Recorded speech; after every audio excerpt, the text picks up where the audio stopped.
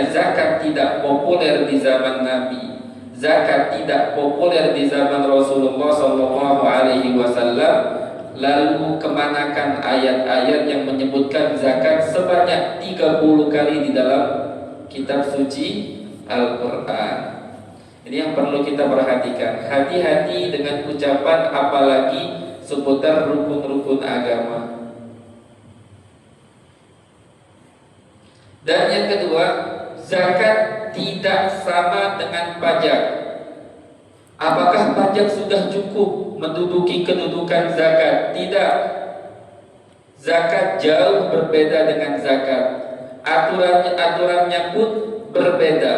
Zakat diambil dari orang yang mampu, diberikan kepada orang yang tidak mampu. Berbeda dengan pajak. Pajak mampu tidak mampu diambil semua. Pajak menurut pandangan syariat haram hukumnya. Memungut pajak itu hukumnya haram dan itu termasuk bentuk kezaliman. Berbeda dengan zakat. Kalau zakat di situ ada bentuk i'anah, saling tolong menolong, saling bantu membantu. Yang kaya menjadikan orang fakir, orang yang kesulitan, biar hidupnya tidak sulit lagi.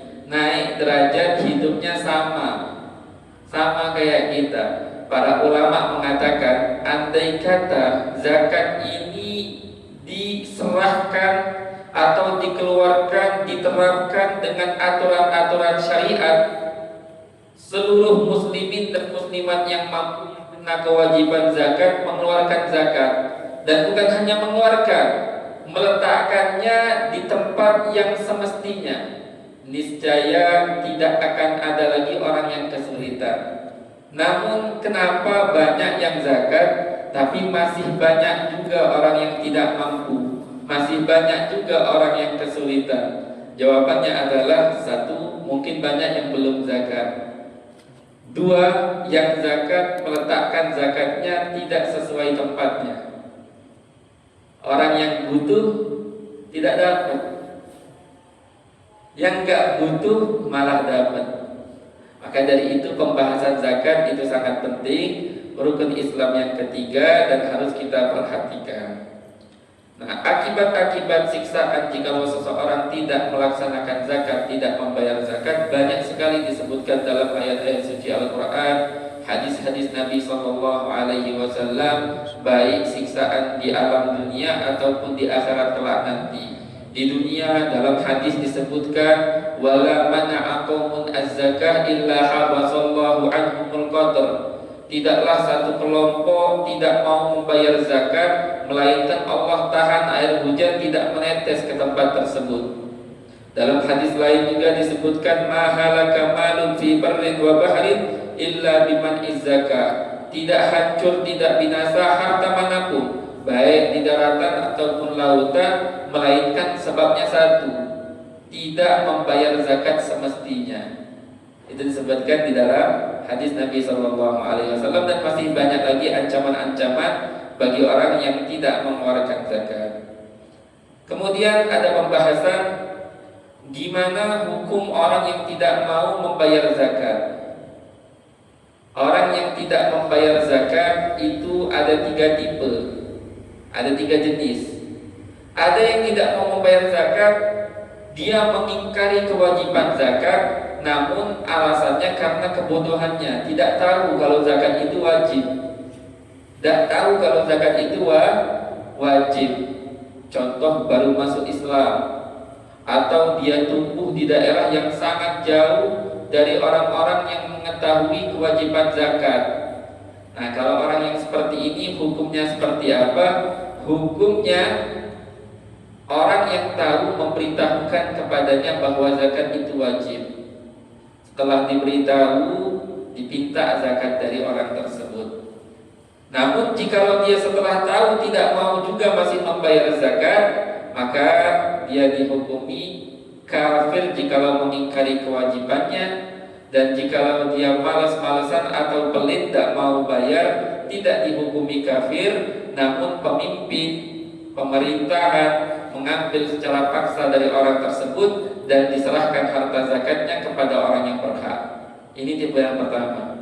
Ada tipe yang kedua, mengingkari kewajiban zakat, sengaja tidak mau terima zakat itu, bahwasannya hukumnya wajib, tidak mau terima, tidak meyakini kewajiban zakat, walaupun dalil-dalil sudah mendatangkan dengan sangat jelas, dijelaskan dengan sangat jelas. Meskipun seperti itu tetap tidak mau meyakini kewajiban zakat, itu dihukumi kafir. Nah, yang ketiga, tidak mau berzakat, dia tidak mengingkari bahwasanya zakat itu wajib, cuman pelit, berat, 50 juta ini berat, 100 juta ini berat, tidak mau mengeluarkan zakat karena berat. Apa yang dilakukan dengan orang seperti ini? Jikalau dia tuntut dengan pemerintahan, sama pemerintah diambil hartanya, orang tersebut diberikan pelajaran atau dihukum dengan hukuman yang memberikan efek jerah. Diambil dulu hartanya, diserahkan kepada orang yang berhak, kemudian dihukum yang ada efek jerahnya untuk orang ini, sehingga dia tidak malas-malas lagi untuk tahun-tahun mendatang membayar zakat. Namun jika orang ini punya satu kelompok yang pemimpin itu tidak punya kuasa untuk melawan mereka, punya satu kelompok, 1.000 orang, 2.000 orang, tidak ada kekuasaan pemerintah untuk melawan mereka. Nah, orang-orang yang seperti ini, apa yang kita lakukan kepada mereka? Dakwahi.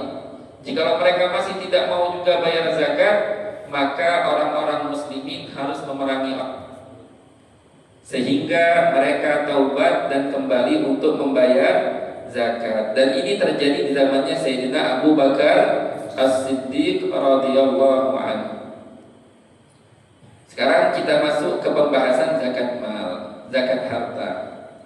Nah, zakat harta dalam madhab Imam Syafi'i, harta yang wajib kena zakat itu hanya 6 jenis harta. Yang pertama na'am, hewan ternak. Nanti akan kita bahas apa yang dimaksud dengan hewan ternak. Yang kedua wan-naqdan, mata uang, emas, perak, dan juga uang-uang kertas yang kita pakai atau uang digital zaman sekarang ini. Yang ketiga perdagangan. Yang keempat tanaman-tanaman dan juga buah-buahan. Nanti bukan seluruh tanaman, bukan seluruh buah-buahan yang akan kita jelaskan nanti insyaallah. Yang kelima hasil tambang. Dan yang keenam harta karun kalau bahasa kita, nemu harta yang tidak ada pemiliknya. Nah, 6 jenis harta ini saja yang kena kewajiban zakat. Selain itu tidak kena kewajiban zakat dalam madhab Imam Syafi'i. Zakat profesi, gajian tiap bulan. Nah, kebanyakan ulama madhab Imam Syafi'i menyatakan tidak wajib. Hanya 6 ini saja. Namun sebagian ulama dalam madhab Imam Syafi'i mewajibkan zakat profesi. Yang mengatakan wajib zakat profesi, zakat profesi ini hukumnya persis sama kayak zakat tanam-tanaman dan juga buah-buahan. Nanti insya Allah akan kita jelaskan ketika masuk dalam pembahasan zakat tanaman dan juga buah-buahan. Yang menyatakan tidak wajib, sudah jelas itu tidak wajib. Buat apa diwajibkan lagi kata mereka? Harta itu sudah masuk zakat uang nanti, bukan zakat sendiri, sudah masuk ke zakat uang. Jadi hanya 6 jenis harta saja yang kena kewajiban zakat. Nah, sebelum kita menjelaskan satu persatu 6 jenis harta ini beserta syarat-syaratnya, pertama-tama syarat agar terkena kewajiban zakat harta itu ada 5. Yang pertama Islam. Orang yang kena kewajiban zakat harta itu orang muslim. Kalau orang kafir tidak terkena kewajiban zakat harta. Adapun orang murtad apakah terkena kewajiban zakat harta?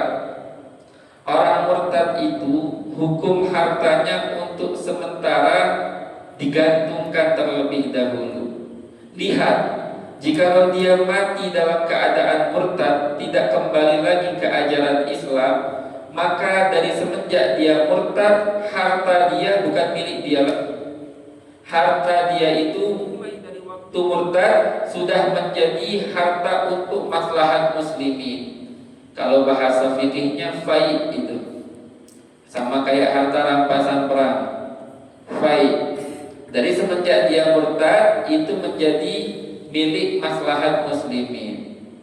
Namun jika orang murtad ini dia kembali lagi ke ajaran Islam, tidak wafat dalam keadaan murtad, maka hukumnya selama masa murtad dia terkena kewajiban zakat.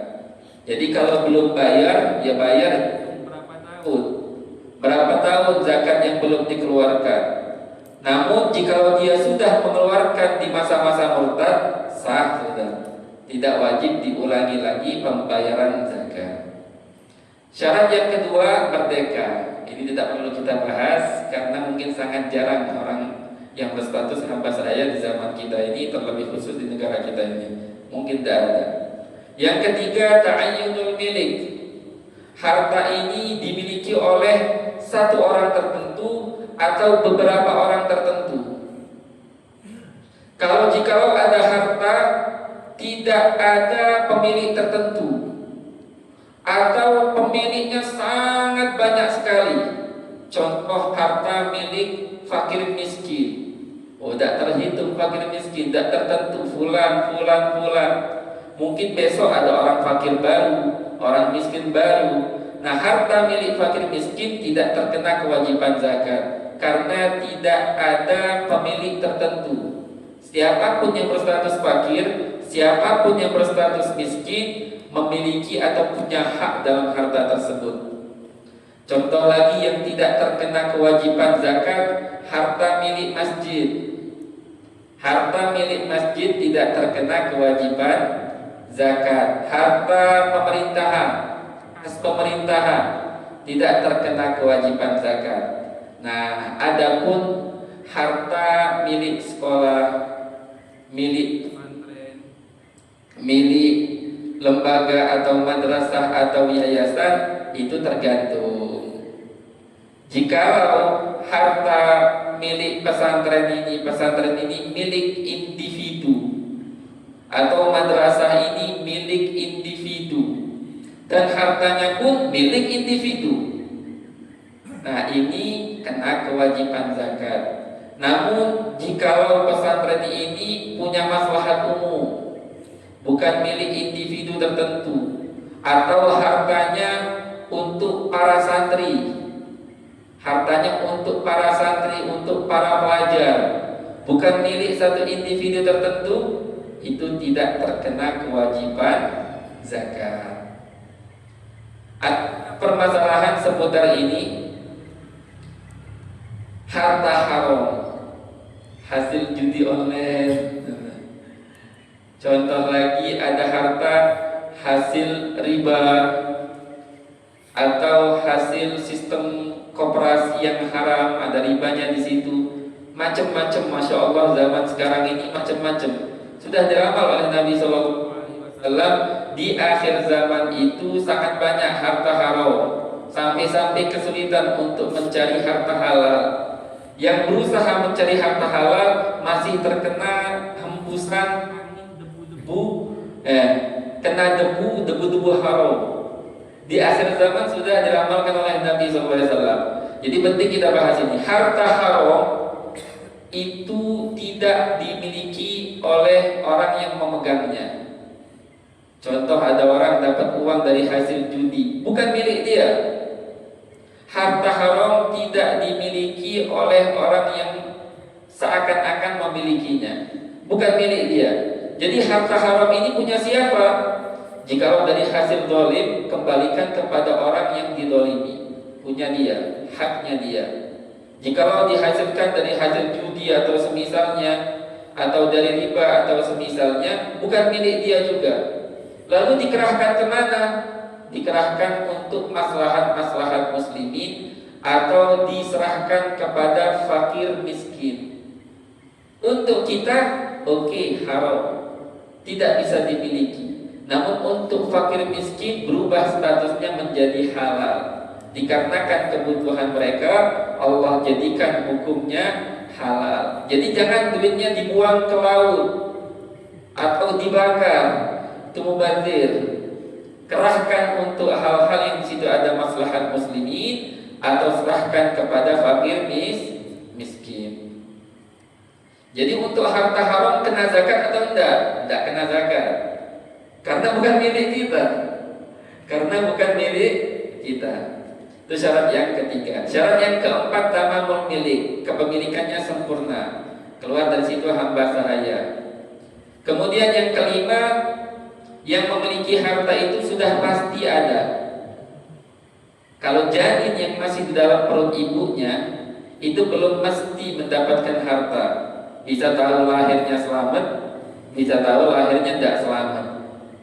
Ini syarat-syarat agar terkena kewajiban zakat harta. Kemudian untuk jenis-jenis harta yang kena kewajiban zakat harta, yang pertama hewan ternak. Hewan ternak ini cuma 3 jenis saja dalam mazhab Imam Syafi'i: unta, sapi atau kerbau, dan kambing. Selain ini tidak terkena kewajiban zakat harta. Nah, karena kewajiban zakat harta itu ada beberapa syarat, namun kita tidak bahas untuk menyingkat waktu karena masih ada zakat fitrah atau hal lain yang lebih penting. Jadi ini yang punya kambing atau hewan ternak yang kita sebut tadi, usahakan untuk mempelajari secara mendetail hukum-hukumnya. Kemudian jenis harta yang kedua yang terkena kewajiban zakat, tanaman-tanaman dan juga buah-buahan. Kalau untuk tanaman-tanaman yang terkena kewajiban zakat itu khusus biji-bijian yang menjadi makanan pokok sehari-hari. Selain itu tidak terkena zakat. Dan buah-buahan yang wajib terkena zakat cuma 2 jenis buah, kurma dan anggur. Selain itu tidak terkena kewajiban zakat. Yang punya pohon mangga jangan takut. Yang punya pohon kelengkeng jangan takut. Tidak kena kewajiban zakat dalam madhab Imam Syafi'i. Madhab Imam Syafi'i tidak terlalu banyak jenis-jenis harta yang terkena zakat. Namun di madhab lain ada yang lebih ketat. Setiap yang kena punya ini hampir kena zakat semua. Itu di madhab lain. Makanya sebagian orang-orang soleh, setiap kali mereka punya jenis harta apapun, selalu mereka keluarkan 1/10. Sebagian di antara mereka, atau minimal 2,5%. Tujuannya untuk apa? Agar semuanya itu ada zakatnya, ada bagian orang-orang yang berhak, tidak mau makan sendirian. Itu dalam lain. Nah, untuk tanaman-tanaman ini ada syarat-syarat khusus juga, ada ketentuan-ketentuan khusus juga. Tidak bisa kita bahas satu persatu karena pembahasannya lumayan panjang. Kemudian yang ketiga, nah ini yang penting, zakat emas, perak, dan uang kertas. Emas, perak itu terkena kewajiban zakat dengan 2 syarat. Syarat yang pertama, emas perak itu bukan perhiasan yang halal untuk digunakan. Bukan atau selain perhiasan yang halal untuk digunakan. Kalau perhiasan yang halal untuk digunakan, itu tidak terkena kewajiban zakat, kecuali dia tujuannya hanya untuk koleksi, bukan untuk dipakai, nyimpen doang, nyimpen saja, tidak ada niatan untuk maki atau meminjamkan, itu baru kena kewajiban zakat. Jadi perhiasan yang boleh dipakai jikalau tujuannya hanya untuk menyimpan saja, tidak ada niatan sama sekali untuk dipakai atau untuk meminjamkan, terkena kewajiban zakat emas. Namun jikalau dia punya tujuan untuk memakai, walaupun tak pernah dipakai, tapi ada tujuan untuk memakai, itu tidak terkena kewajiban zakat. Syarat kedua, sampai kadar nisab. Kadar nisabnya emas berapa? Ada ulama yang mengatakan 84 gram. Ada yang mengatakan 85 gram. Ini untuk emas murni. 84 gram atau 85 gram. Ini emas 24 karat. Tapi kalau untuk emas yang 21 karat 97 gram. Kalau kita pengen tahu itu, tinggal kita kalikan 85 dikali 24 dibagi 21. Kalau pengen tahu yang 21 karat berapa gram kadar wajibnya. Kalau yang contoh 18 karat, kita pengen tahu kadar wajibnya berapa. 84 atau 85 tadi. 85 kali 24 dibagi 18, hasilnya 113 gram. Itu kadar nisab emas. Kalau untuk kadar nisab perak 588 gram. Nah, sekarang ada pertanyaan.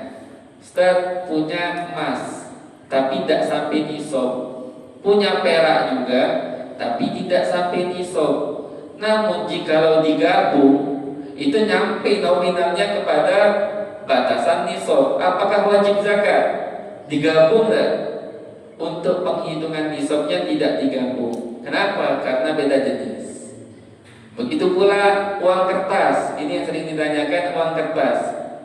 Punya uang kertas tidak sampai nisab, punya emas tidak sampai nisab. Jikalau digabung nominalnya sampai nisab, wajib zakat tidak? Tidak wajib. Tapi kalau kita pengen lebih berhati-hati, keluarkan. Karena dalam madhab Imam Malik dan madhab Imam Ahmad bin Hambal itu digabung untuk sampai nisab. Kalau madhab kita tidak digabung. Nah, berbicara sekarang kita ingin membahas tentang uang kertas. Uang kertas nisabnya ngikutin perak atau emas? Jawabannya, sebagian ulama ada yang mengatakan ngikutin perak, ada sebagian ulama yang menyatakan emas. Dan ini kebanyakan ulama. Kebanyakan ulama mengatakan mengikuti nisab emas. Itu kebanyakan ulama.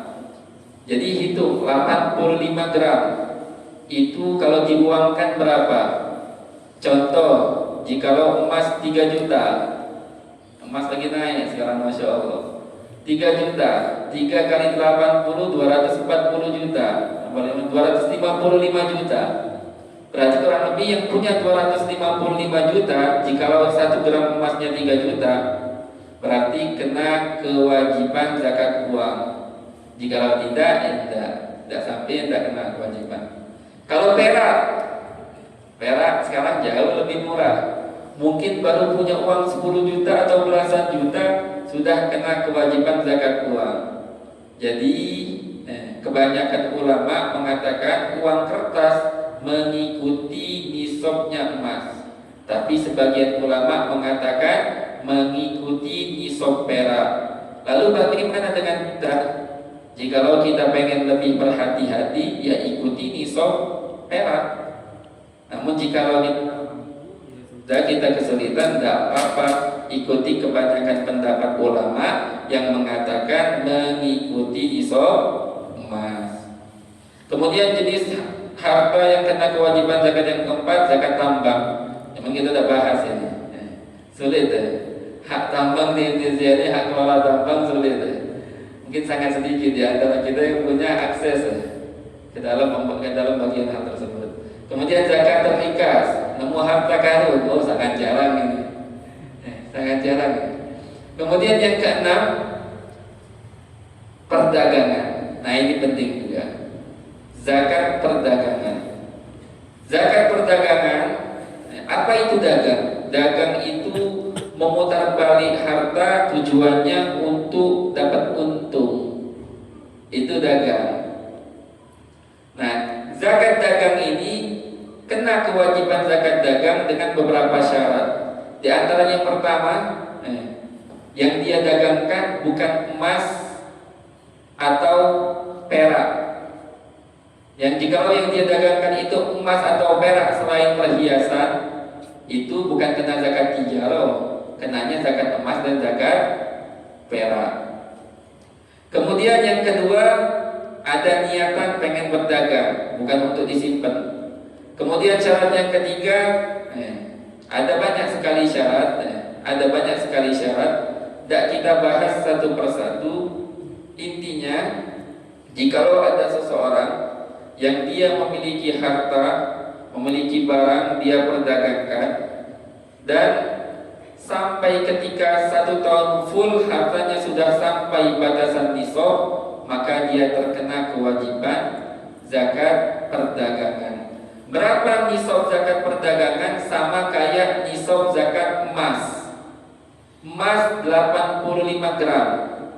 Jikalau ada orang yang barang dagangannya dan untung dagangnya sampai ke harga nisab atau harga 85 gram emas, maka dia terkena kewajiban zakat perdagangan. Nah, terus dalam dagang ini yang dihitung sampai nisab atau tidaknya apa saja? Yang dihitung yang pertama barang dagangan yang ada. Jadi contoh, kalau kita berdagang itu sangat penting yang pertama kita perhatikan tanggal mulai dagang, tanggal mulai pulaan barang, ngambil barang, nyetok barang. Itu sangat penting. Tanggal pulaan barang, nyetok barang harus tahu kita. Dari situ mulai awal haul. Awal haul dimulai dari pulaan barang sampai setahun full. Nanti di akhir tahun lihat harta kita sampai nisab atau tidak. Patokannya kulaan awal. Nyetok barang baru itu patokannya. Bukan patokannya buka toko. Sebagian orang nyangka patokannya buka toko. Enggak. Patokannya kulaan barang. Terkadang orang kulaan barang sebelum ada toko. Dan terkadang orang baru kulaan barang, toko dulu baru kulaan barang. Patokannya kulaan barang. Itu penghitungan haulnya. Nah, yang dihitung di akhir haul, di akhir tahun, satu barang dagangan yang belum laku, yang ada di toko atau di gudang atau di rumah kita. Yang kedua, yang dihitung uang hasil dagang, baik yang ada di kasir atau di rekening atau di rumah kita. Intinya hasil dagang yang belum dipakai. Kemudian yang ketiga yang dihitung hutang orang lain ke kita atau barang milik kita yang ada di tangan orang lain. Nah, ini semua dihitung, dinominalkan. Jikalau sampai nominalnya ini sesuai dengan harga 85 gram emas, maka terkena kewajiban zakat. Jikalau belum sampai batasan nisab ini, maka kita lihat. Kalau belum sampai nisab nih, semuanya sudah dihitung. Tidak sampai nisab, kita lihat. Kalau punya uang simpenan, walaupun selain uang dagang, ada uang simpenan, coba tambah uang dagang sama uang simpenan. Kalau ditambah sampai nisab dah. Kalau sampai nisab, kena kewajiban zakat. Tapi zakatnya masing-masing. Zakat uang, zakat uang. Holnya uang, holnya uang. Holnya dagang, holnya dagang. Nah, ini yang penting. Terkadang kita ini dagang kecil-kecilan, tapi nyimpen duit 100 juta, Masya Allah, atau 200 juta. Nah, harta dagangan kita tidak sampai nisab. Tapi kalau ditambah dengan uang yang kita punya, sampai nisab. Itu kena zakat perdagangan. Tapi nanti pas pengeluaran zakat, zakat dagang sendiri, zakat uang sendiri.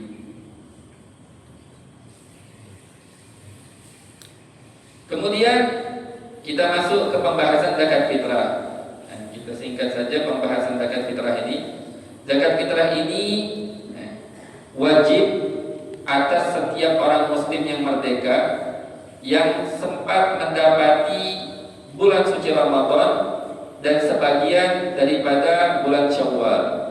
Jadi kalau ada anak yang sempat bulan Ramadan dan bulan Syawal lahir sebelum terbenam matahari tanggal 30 Ramadan, terus hidup sampai tanggal 1 Syawal, itu terkena kewajiban zakat.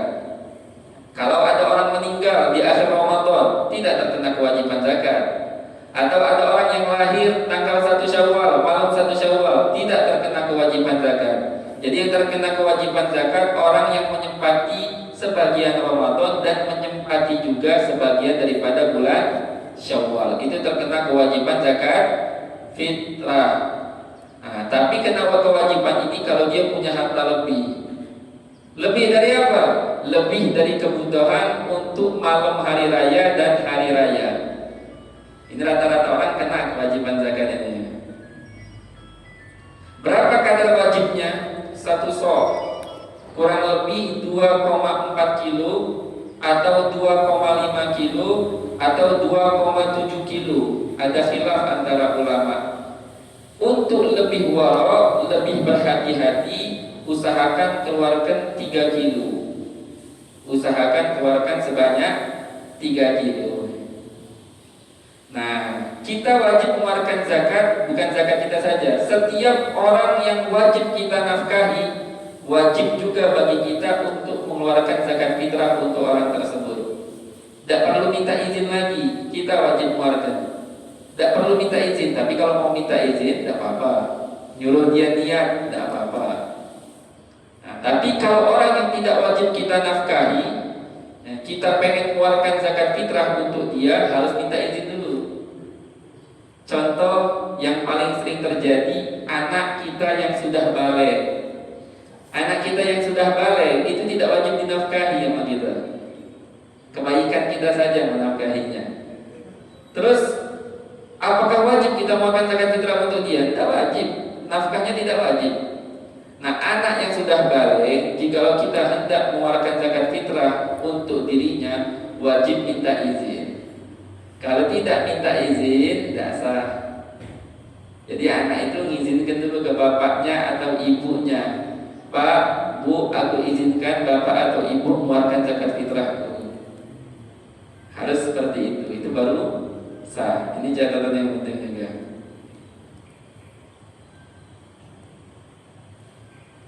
Nah, untuk zakat fitrah ini makanan pokok yang paling sering yang ada di negeri kita. Kalau kita ini beras di Indonesia. Dan catatan penting dalam zakat, baik zakat harta ataupun zakat fitrah, jangan lupa niat. Niat zakat, jikalau zakat tidak ada niat, tidak sah. Kapan niat zakat? Nah, niat zakat ini boleh milih kita. Boleh ketika menyerahkan zakat kita ini kepada orang fakir. Di saat menyerahkan, pas lagi nyerahkan, boleh juga kalau kita minta tolong sama wakil, ada satu lembaga yang mengurus ketika kita nyerahkan kepada mereka. Boleh. Dan boleh lagi juga dipercepat. Nah, tapi kalau untuk dipercepat, niatnya ini barang yang mau kita zakatkan itu harus dipisahkan terlebih dahulu. Berasnya dipisahkan dari beras makan, dipisahkan. Nah, ketika sudah dipisahkan, boleh kita niat mulai dari situ. Nawaitu an ukhrija zakatal fitri an nafsi fardhan lillahi ta'ala. Aku niat mengeluarkan zakat fitrah untuk diriku fardu karena Allah Ta'ala. Boleh Indonesia, boleh juga menggunakan pakai bahasa Arab. Pembahasan zakat ini Masya Allah banyak. Cuma kita tutup, kita ambil yang sedapatnya kita. Kita ambil sedapatnya kita. Dan sebagai penutup, orang-orang yang berhak menerima zakat itu ada 8 golongan: fakir, miskin, innamas shadaqatu lil fuqara'i wal masakin, dan ketiga wal amilin, amil, panitia zakat. Nah, catatan penting tentang panitia zakat. Yang dianggap panitia zakat yang berhak menerima zakat itu khusus panitia yang sah atau diperintahkan langsung oleh pemerintahan. Selain itu, lembaga-lembaga yang dilantik oleh RT kita sendiri atau RW kita sendiri atau satu masjid atau satu kampung itu tidak berhak menerima zakat, karena itu bukan petugas yang dilantik oleh pemerintah. Jadi solusinya gimana? Usahakan masuk ada legalitas ya. Ada legalitas, ada BAS di Indonesia ini, Badan Zakat, Basnas, ada LAS, ada legalitasnya ya. Biar sah termasuk menjadi panitia yang disahkan oleh pemerintahan. Ada sah, ada SK-nya atau apa, itu baru berhak menerima zakat. Kalau enggak. Amil yang seperti itu yang berhak menerima zakat. Nah, kebanyakan kita ini banyak amil yang tidak sah, tidak ada izin langsung dari pemerintahan. Nah, kalau yang tidak ada izin langsung dari pemerintahan, ada solusi lain. Apa solusinya?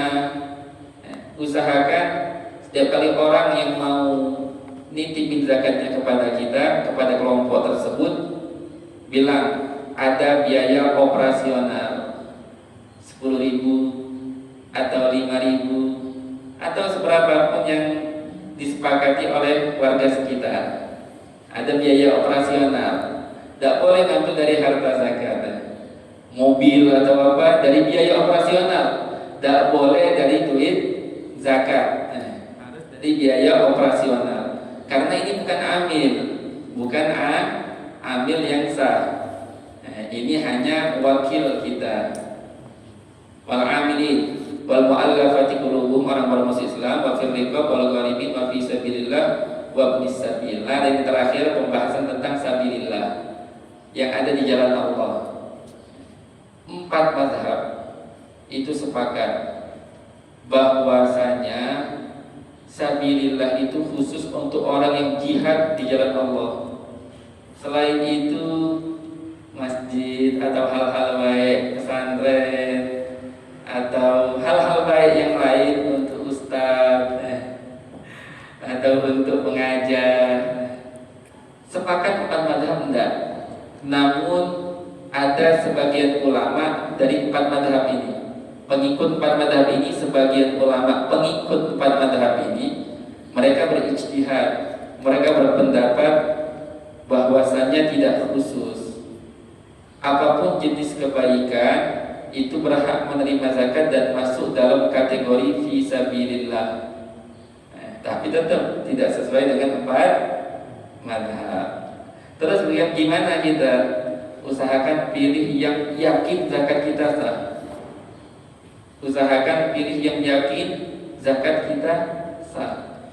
Warok dalam berzakat, karena diriwayatkan amal ibadah kita sepanjang Ramadan itu bergantung antara langit dan bumi. Jikalau zakatnya belum dikeluarkan atau zakatnya tidak sampai, tidak naik amal ibadah kita yang telah kita lakukan sepanjang bulan suci Ramadan.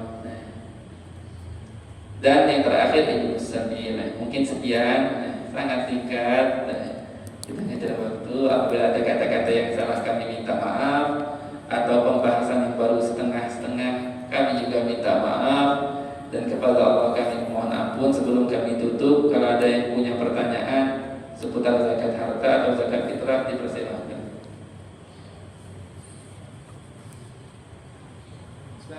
Iya. Ini terkait zakat profesi. Kita kan sudah mengeluarkan zakat profesi, kan biasanya dipotong bulanan. Apa? Zakat profesi. Kan biasanya kalau zakat profesi itu setiap bulan kita udah dipotong. 5%. Lantas akumulasi ketika 1 tahun haulnya nisab minimalnya mencapai lagi setelah kita setiap bulanan profesi. Minta pandangan Ustaz. Ada 2 pandangan. Satu pandangan itu ya tetap kita keluarkan seperti Mas tadi ya, 2,5% ketika sudah 1 tahun nisab minimalnya sampai, haulnya tidak. Nah, ada satu alternatif, karena kita udah profesi 2,5%, udah nyicil bulanan tadi, dikurangi cicilan bulanan tadi. Ketika kita mengeluarkan nisabnya yang 1 tahun tadi, yang versi Ustaz yang Abdul gimana kira-kira? Zakat profesi ya.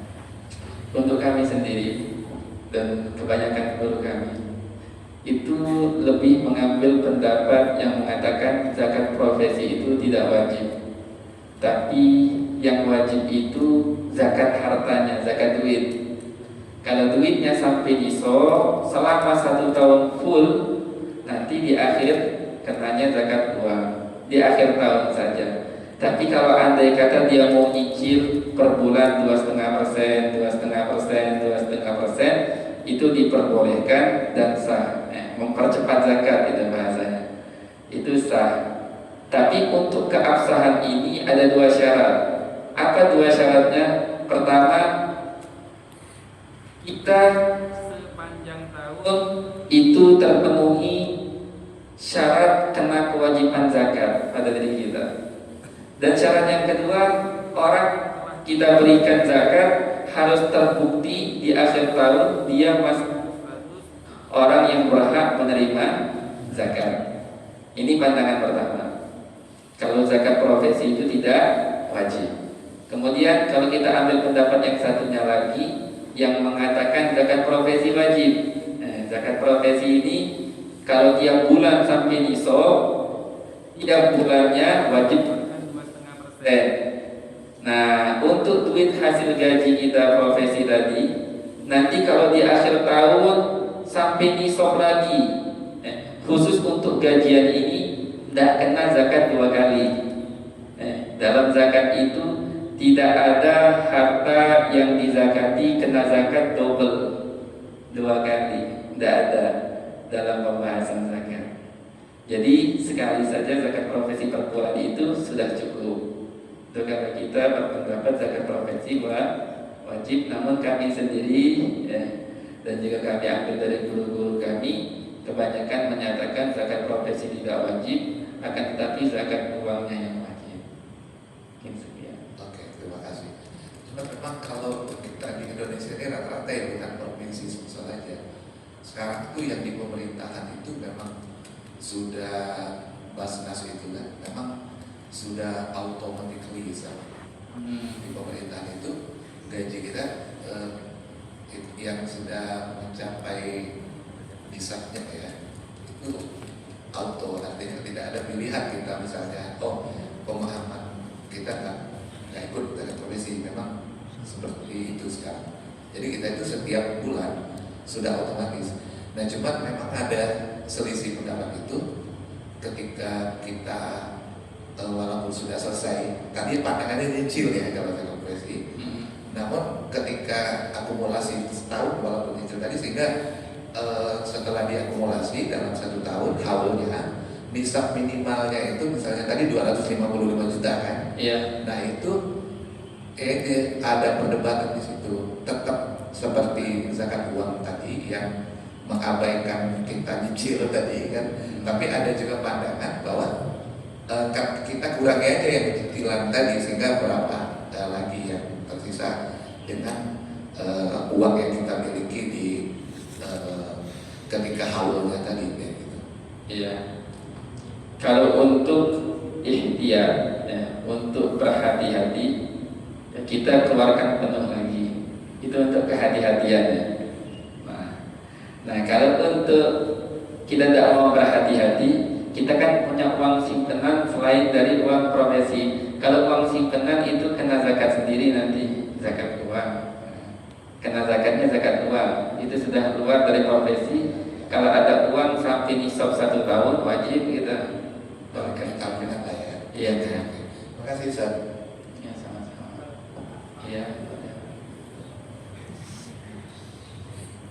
Terima kasih Ustaz. Assalamualaikum warahmatullahi wabarakatuh. Waalaikumsalam. Pak Ustaz, saya mau menanyakan bukan persentasenya, tapi di mana saya harus menyalurkan. Yang pertama, tugas saya kan di Sumatera Selatan. Kemudian anak aktivitas kesehariannya ya sekolah di Surabaya. Kemudian orang tua juga yang menjadi tanggungan saya ada di Sulawesi. Nah, dalam hal zakat mal ataupun zakat fitrah itu bisa di mana saja atau disalurkan di tempat aktivitas kita dalam keseharian. Misalkan zakat fitrah saya ya saya salurkan zakat mal saya di Sumatera Selatan misalkan. Anak saya di sana ya untuk yang di Surabaya misalkan. Nanti saya berikan untuk disalurkan di sana. Kemudian orang tua yang di Sulawesi juga disalur, ataukah memang bisa saya kumpulkan jadi satu dimanapun ya saya salurkan di satu tempat misalnya? Mohon ini ya Pak Ustaz. Terima kasih. Nah, untuk zakat, Menurut pendapat dalam madhab Imam Syafi'i, pendapat kuat dalam madhab Imam Syafi'i, zakat seseorang itu dikeluarkan di tempat dia berada. Di mana dia berada, disitulah zakatnya dia. Contoh, jika saya di Palembang atau ayah saya di Jawa, ibu saya di Sulawesi, ibu saya zakatnya di Jawa, ayah saya di Sulawesi, ya saya di Palembang, di tempat masing-masing. Namun banyak juga pendapat ulama yang memperbolehkan zakat itu kita pindah di tempat lain. Contoh, saya sudahlah, abah ibu sudah sini saja, saya keluarkan semuanya di Palembang. Itu banyak pendapat ulama yang memperbolehkan, dan bahkan banyak ulama-ulama soleh pun yang mengamalkan pendapat ini. Jadi boleh pilih bebas. Terima kasih Pak Ustaz. Ya, sama. yang nggak boleh keluarkan zakat. Iya. Ya.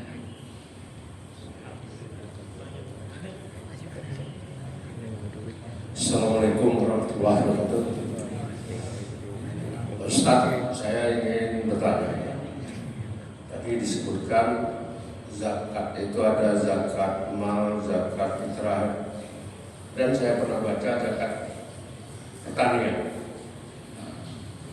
Di dalam buku yang saya baca itu, bahwa zakat pertanian itu nisabnya 520 kg beras. Jadi kan diperkalikan lagi. Dan pembayarannya, pengeluaran zakatnya itu dikeluarkan setiap panen.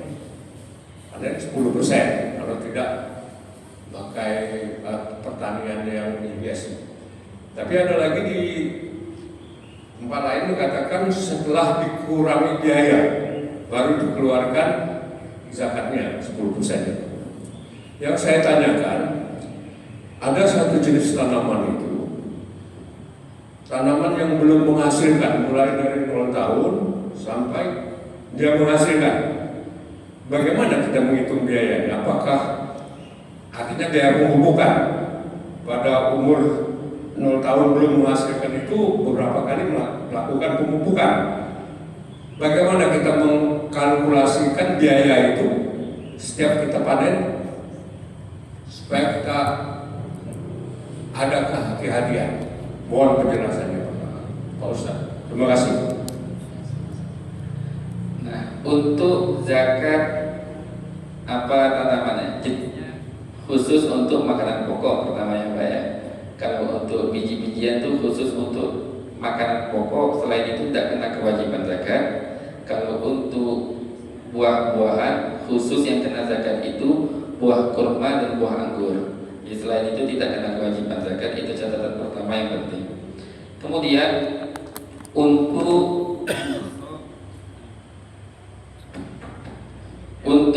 nisab zakat tanaman atau buah-buahan yang tadi kita sebutkan, kalau untuk kadarnya berapa itu ada perbedaan pendapat antara ulama.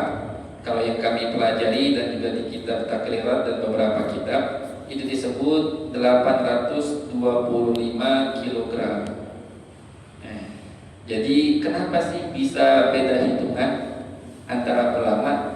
Karena dulu itu takarannya lain dengan takaran kita. Orang zaman dulu itu takarannya pakai bukan berat. Mereka itu takarannya itu pakai takaran sebesar ini, seukuran wadah ini. Ada takaran khusus di zaman dahulu. Nah, sedangkan tanaman-tanaman kita zaman sekarang ini dari zaman ke zaman itu berbeda-beda, kadang kadar airnya atau apa ya. Jadi ada perbedaan pendapat, itu wajar. Namun kalau kami pelajari itu 825 kg dan ada ulama yang berpendapat lain. Nah, untuk tanaman berapa kadar yang wajib dikeluarkan? Yang wajib dikeluarkan itu jika kita tidak ada biaya pengairan atau semisalnya, wajibnya itu 1/10 atau 10% lah, 10%. Namun jikalau ada biaya pengairan dari diri kita sendiri, ya, ada biaya pengairan atau apa, bukan dari hujan atau apa, memang dari pengairan kita saja, itu wajibnya 1/20 atau kurang lebih 5%, 5% kadar wajibnya. Namun jikalau bercampur, kena hujan juga, terus kita sirami sendiri juga, itu dikalkulasinya gimana? Cara penghitungan kalkulasinya, lihat manfaat yang dihasilkan oleh tanaman tadi. Contoh 50% itu dari biaya kita, 50% ya dari hujan atau dari semisalnya, berarti 3/40 wajibnya, kan tengah-tengah antara 1/10 sama 1/5, kurang lebih 10% atau 5%, jadi 7,5% kadar wajibnya. Jadi dikalkulasi seperti itu ya. Dikalkulasi berapa banyak kadar biaya kita dan berapa banyak kadar yang murni dari hujan atau bantuan-bantuan alam. Nah, tapi kalau untuk warok, nah sekarang untuk kehati-hatian, pengkalkulasiannya ini sangat sulit. Nah, ini perlu dihitung banget. Terkadang kita tidak sempat, apalagi kalau kita tuh minta tolong sama pekerja-pekerja. Kita tidak tahu secara mendetail dan mereka pun kadang tidak menghitung. Nah, kalau untuk kehati-hatian, ya jelasnya kita keluarkan 10%. Itu untuk kehati-hatian. Dan ini yang paling terbaik. Bahkan salaf-salaf soleh terdahulu itu dalam setiap hartanya, baik yang wajib dizakati ataupun tidak, mereka mengeluarkan sebanyak 10%. Memang pengkalkulasian apalagi zakat tanaman ini perlu hitung-hitungan yang masya Allah agak sulit, agak harus teliti ya. Sebabnya apalagi kalau kita yang tidak terjun langsung. Jadi kalau untuk saran kami kehati-hatian, alangkah baiknya dikeluarkan sebanyak 10%. Yang sedia. Terima kasih Ustaz. Ini bukan seperti kaumnya Nabi Musa yang banyak bertanya, tapi ingin memantapkan lagi. Kalau yang saya baca itu memang seperti kata Ustaz tadi, standar untuk gabah kering 700 sekian, tapi setelah jadi beras 520 untuk nisabnya. Tapi yang saya tanyakan itu kalau misalnya kita melakukan panen setiap tahun, setiap kita panen, setiap terjadi kita produksi panen keluar. Tapi ada tanaman, contohnya misalnya kelapa sawit. Kelapa sawit itu dari umur 0 sampai umur 6 tahun atau 7 tahun itu 0, tidak ada panen. Tidak ada panen berarti kan tidak ada pengeluaran zakatnya. Tapi biaya dikeluarkan tahun pertama, tahun kedua. Nah, yang saya maksudkan tadi, pada waktu kita panen, katakanlah pada umur 6 tahun atau 7 tahun panen perdana, apakah langsung dikeluarkan biaya yang setelah kita keluarkan itu baru kita keluarkan 10%. Nah, setelah dikurangi hasil produksinya tadi dengan standar 520 kg beras, bukan gabah kering, apakah itu langsung dikeluarkan biaya-biaya selama sebelum produksi itu baru dikeluarkan 10%-nya? Itu yang saya tanyakan. Bagaimana? Apakah itu nanti biaya itu kan variatif sekali biayanya itu, biaya tenaga kerja, biaya segala macam itu. Kalau panen pertama itu katakanlah gitu, dikalkulasikan mungkin biayanya lebih besar dari hasil panennya. Nah, apakah kita harus mengeluarkan zakat 10% itu, ataukah kita tunggu dulu, atau bagaimana mengkalkulasikan biaya ini? Mohon penjelasan yang mungkin Ustadz mendapat dari referensi yang lebih mantap lagi, sehingga lebih memantapkan kita kalaupun ada nanti yang bertanya dengan kita. Terima kasih Pak Ustaz. Ya, sama-sama. Nah, untuk seperti sawit atau apa, itu tidak kena, Pak. Tidak kena kewajiban zakat. Jadi yang kena kewajiban zakat itu pertama-tama itu khusus untuk makanan pokok, dan selain makanan pokok, kalau dari buah-buahan itu khusus hanya kurma dan anggur. Selain itu tidak kena kewajiban zakat tanaman, tidak kena. Jadi khusus makanan pokok itu. Dan terus untuk penghitungan tadi, mungkin ini nih banyak hitung-hitungan ya. Mungkin kita harus lihat secara teliti gitu.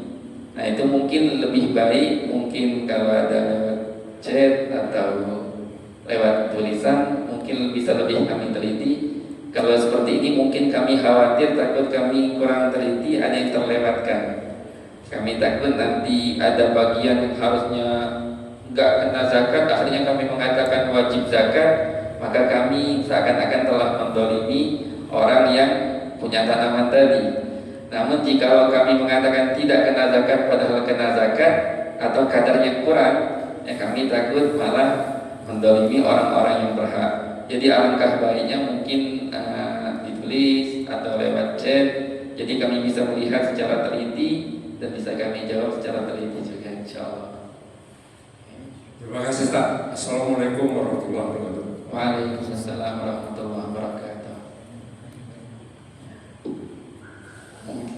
Ya.